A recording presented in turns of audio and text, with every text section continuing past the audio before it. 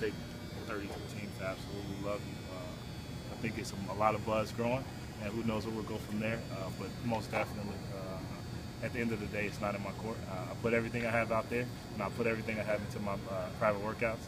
And then when draft day comes, I'll be happy to see where I land. Did you find out the day before at the combine that you couldn't? I found out literally a few hours before we ran. You were already ready. I was ready to go, ready to get warmed up, get out on the field, which made it a little tougher. I think some guys knew ahead of time that they weren't going to be going, which wasn't bad. But definitely learning something like that a couple hours before you got to run is really tough. Do you think you surprised some of the scouts today?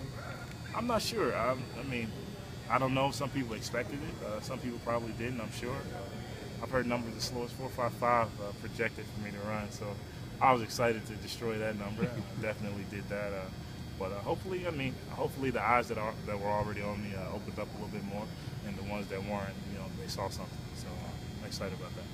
These numbers are awesome, but eventually they have to translate on the field. Do you feel like you've shown enough in your career to have teams feel good about your play on the field too? Oh, definitely. I think if you look at my body of work, I've played many positions. Versatile. I think everything that you see out there, you see on the field, and the fact that I'm able to get out and cover, slots, and I even play a little bit of corner versus BYU. But at the same time, you see the explosiveness me coming out of the hips on my tackles and things like that. So all of those things do translate to the field. That's up for them to debate.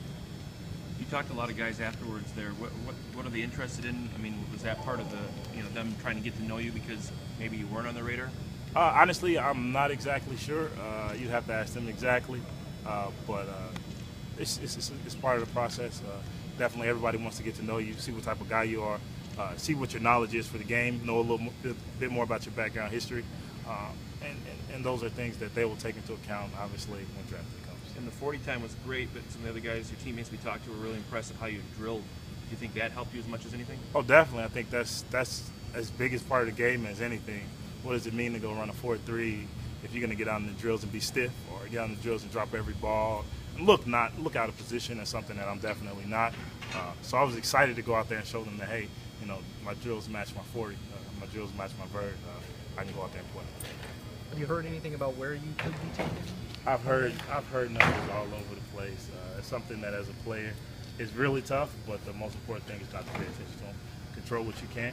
Go out and run like you run, jump like you jump. Speak and understand the game. Show how well you can do that, and then at the end of the day, let them debate in their draft rooms and put it on their shoulders. You want to make them have a tough decision, and I definitely think that I was able to. What's your plan